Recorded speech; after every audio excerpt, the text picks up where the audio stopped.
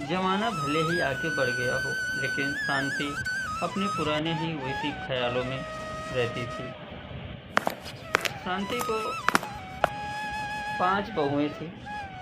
पांचों बहुएं आपस में मिलजुल कर ही रहती थी, लेकिन शांति को थोड़ा परेशानी रहती थी, क्योंकि शांति पुराने ज़माने की महिला थी।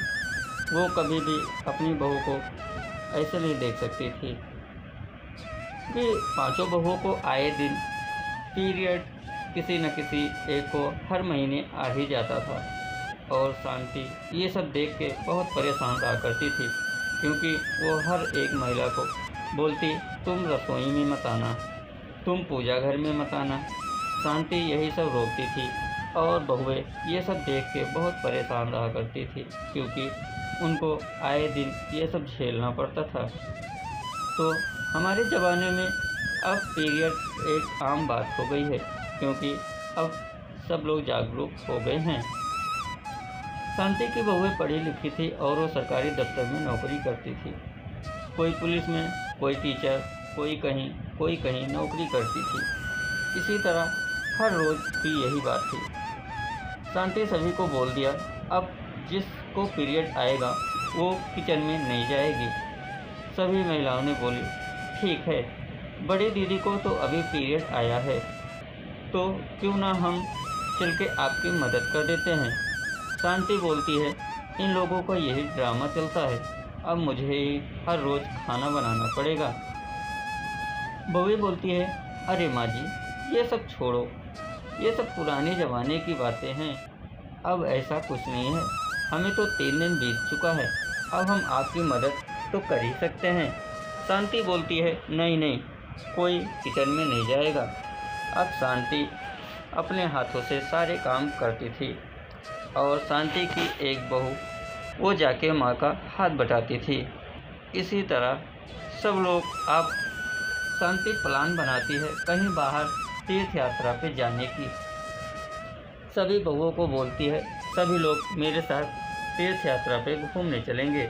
अपने घर में ताला लगा के शांति हर किसी को लेके घूमने के लिए निकलने वाली होती है, क्योंकि अब वो कहीं तीर्थ यात्रा पे जाने वाली तैयारी कर लेती है। और जाने के बाद वहाँ पे शांति बोलती है, देखो सब लोग एक साथ नहीं जाना है, एक एक करके जाना। और शांति की बहू बोलती है, अरे माँ जी, तुम जाओ, पहले स्नान करके आओ, फिर हम देखेंगे। शांति की बहुएं वहाँ पे पहुँचने के बाद उनको एक को पीरियड आ जाता है।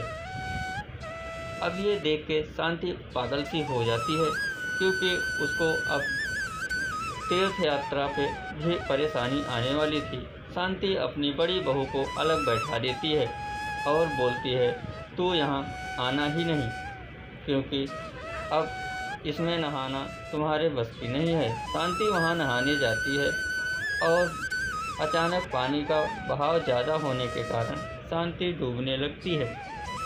शांति बचाओ बचाओ चिल्लाने लगती है, लेकिन अब सब लोग सोच में पड़ते हैं, क्योंकि 4 बहुएं तो नदी में कूदना ही नहीं जानती, और जिस बहू को तैरना आता था वो तो बाहर बैठी थी, क्योंकि उसको पीरियड आया था।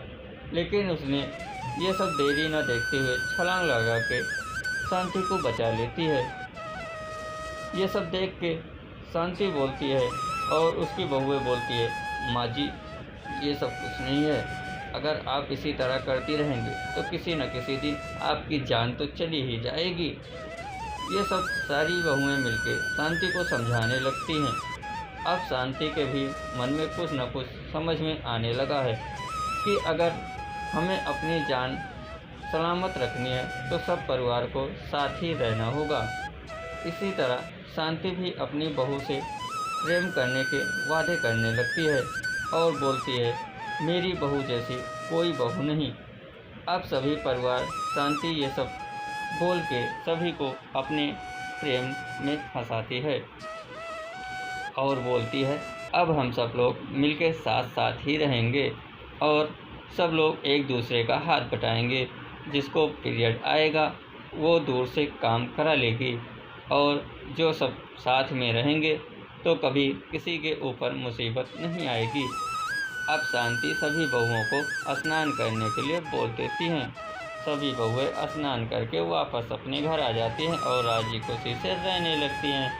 तो अगर सभी परिवार एक रहेंगे तो नेक ही रहेंगे।